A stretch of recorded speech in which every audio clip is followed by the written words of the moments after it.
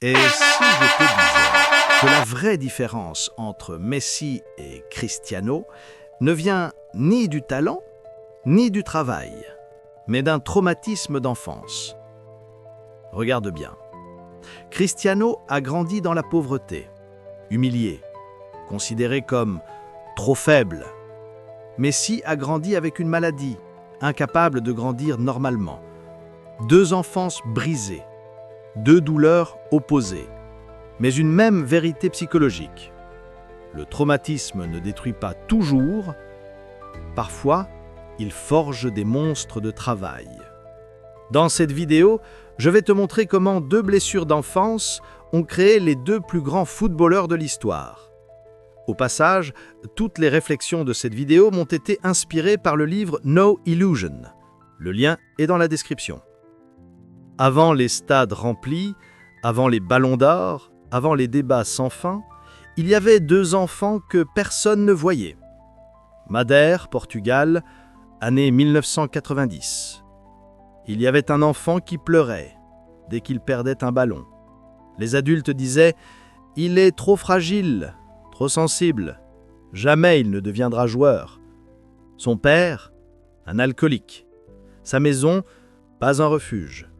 Son corps, maigre, trop maigre, il courait comme s'il fuyait quelque chose que personne ne voyait.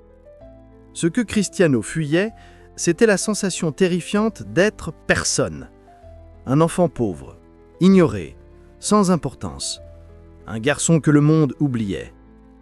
Mais dans sa tête, une phrase tournait en boucle. « Si je ne deviens pas quelqu'un, personne ne me sauvera. » À 12 ans, Cristiano quitte sa famille pour rejoindre l'académie du Sporting Lisbonne.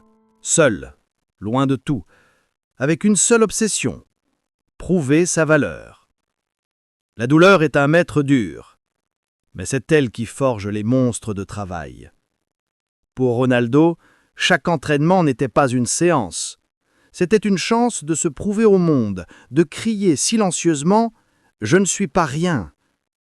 Mais Messi, lui, c'est l'inverse. Rosario, Argentine. Année 1990. Il y avait un petit garçon qui driblait mieux que tous les adultes, mais qui ne grandissait pas. Les médecins disaient « Il souffre d'un déficit en hormones de croissance. Ce n'est pas sûr qu'il devienne professionnel. Il est trop petit, trop fragile. » Entre 11 et 14 ans, Messi a reçu plus de 1500 injections d'hormones de croissance chaque soir, dans les cuisses, sans garantie que ça fonctionne. Messi, lui, ne parlait presque jamais. Il observait. Il absorbait. Son football n'était pas un sport. C'était un langage. La seule façon qu'il avait de dire au monde « Regardez-moi. J'existe. » Sa taille, sa maladie, ses injections, tout cela créa en lui une psychologie étrange. Un mélange de vulnérabilité et de génie. Messi ne courait pas pour fuir sa douleur. Il courait pour rester vivant dans un monde trop grand pour lui. Deux enfances opposées, deux blessures différentes, mais une même vérité. Cristiano est devenu fort parce que la vie l'a brisé. Messi est devenu magique parce que la vie l'a fragilisé. Le premier s'est construit contre sa douleur, le second s'est construit malgré elle. C'est là que les destins commencent, dans les blessures que personne ne voit, et dans la manière dont on décide d'y répondre. Mais avoir une blessure ne suffit pas. Il faut un déclic, un moment, une étincelle. Et ce moment, ils l'ont les deux vécu. Les légendes ne naissent jamais du hasard. Elles naissent d'un moment, un seul, parfois minuscule, parfois invisible, mais suffisant pour changer une vie entière.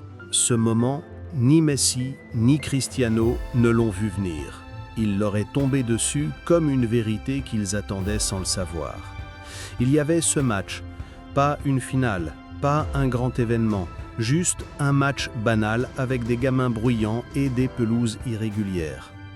Au milieu de ce chaos, Cristiano marque un but, pas un chef-d'œuvre, pas un coup de génie, juste un but. Mais Ce n'est pas le but qui compte, c'est la réaction. Pour la première fois, les autres s'arrêtent. Ils le regardent, ils le félicitent, ils l'applaudissent. Et lui, l'enfant qui avait toujours cru qu'il n'était rien, ressent quelque chose de nouveau. Une validation, un choc dans la poitrine, une montée d'énergie, une certitude qui n'a pas de mots. Je peux devenir plus que ce que je suis. Ce jour-là, Cristiano découvre sa drogue, l'amélioration. Il comprend que chaque petite progression lui donne une force que la vie ne lui a jamais offerte.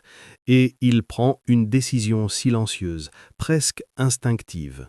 Si personne ne me sauve, je vais me sauver moi-même. Ce n'est pas du talent, ce n'est pas du travail. C'est le premier pas d'une obsession. Et c'est là que tout devient fou.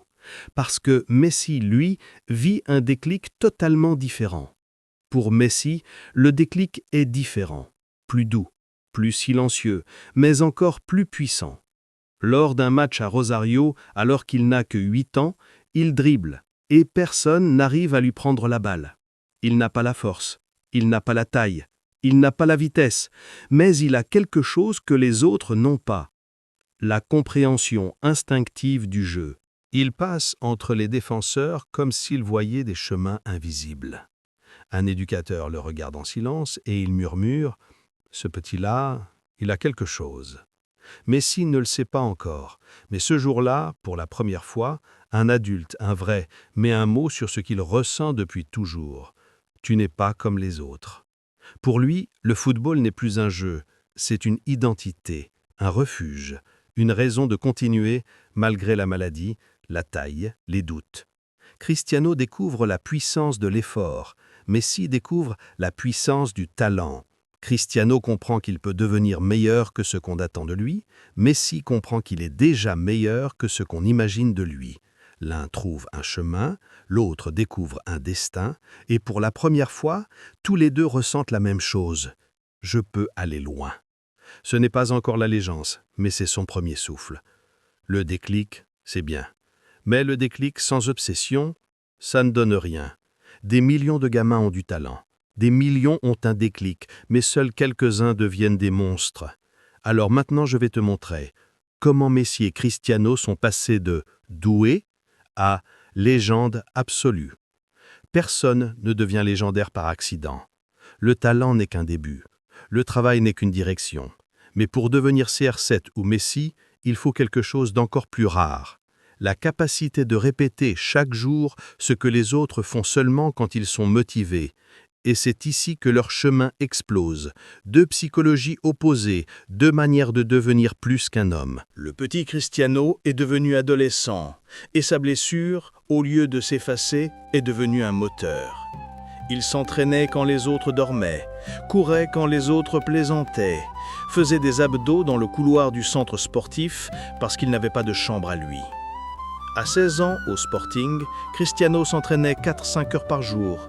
Ses coéquipiers l'appelaient le fou. Lui, il les appelait médiocres. Chaque critique devenait un carburant. Chaque humiliation devenait un entraînement supplémentaire. Je vais vous montrer, je vais vous prouver, je vais me prouver. Psychologiquement, Cristiano développe un mécanisme unique, la transmutation. Il transforme sa frustration en discipline, sa rage en routine, sa honte en obsession. Ce n'est plus du football, c'est une vengeance méticuleuse contre le destin. Peu à peu, la douleur qui l'écrasait dans son enfance devient l'énergie qui l'électrise sur le terrain. Cristiano n'est pas né monstre, il est devenu monstre par refus d'être médiocre. Tu penses que c'est du travail acharné ? Regarde ce que fait Messi. C'est encore plus fou. Messi, lui, avance autrement, sans cri, sans rage, sans vengeance. Il avance avec une facilité inquiétante, une fluidité presque irréelle, comme si ce que les autres apprenaient, lui, il s'en souvenait.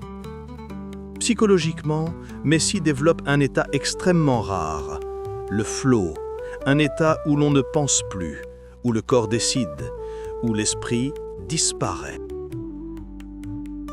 Messi répétait le même dribble 200-300 fois par jour à la Masia, pas pour s'améliorer, mais pour que le geste devienne instinct. Messi ne travaille pas contre quelque chose, il travaille avec ce qu'il est. Mais ne te trompe pas, la facilité n'est pas l'absence d'efforts, c'est l'accumulation des efforts invisibles.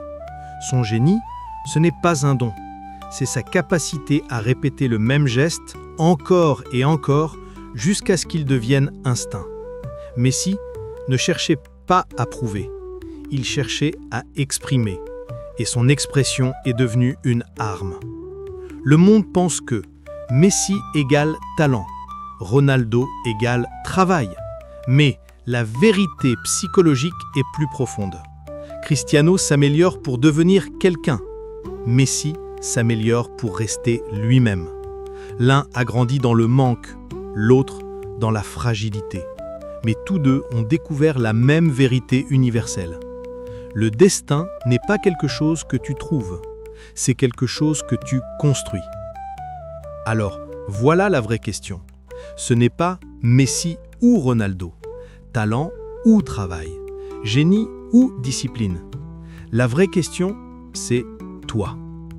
Quel traumatisme vas-tu transformer en force? Quelle blessure vas-tu utiliser comme carburant?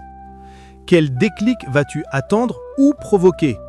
Parce que Messi et Ronaldo ne sont pas des exceptions.